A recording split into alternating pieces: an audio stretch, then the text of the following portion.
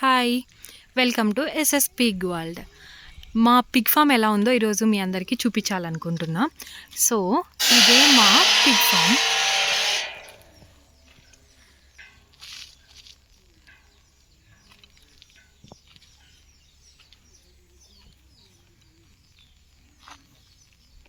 ఇదే మా Pig form. ఇదంతా ఒక మామిడి తోటలో మేము ల్యాండ్ తీసుకొని అక్కడ క్లీన్ చేసుకొని మేము ఫామ్ అనేది కన్స్ట్రక్ట్ చేసుకున్నాము.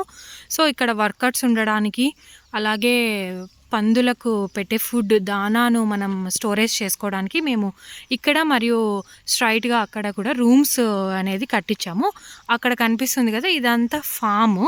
ఇందులోనే మనము పిగ్స్ అనేది పెంచుతూ ఉన్నాము. సో, ఈ చుట్టూ సరౌండింగ్స్ కూడా మనకి చాలా పీస్‌ఫుల్‌గా చాలా అందంగా ఉంటాయి.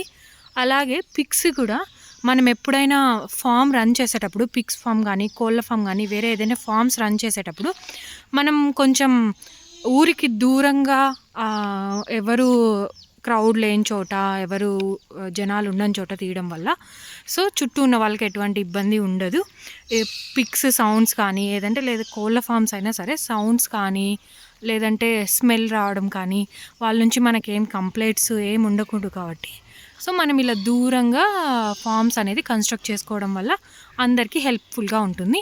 పిగ్స్ కూడా ఎటువంటి సౌండ్స్, వెహికల్ సౌండ్సు ఏవి ఉండవు. ఎలాంటి డిస్టర్బెన్సెస్ ఉండవు.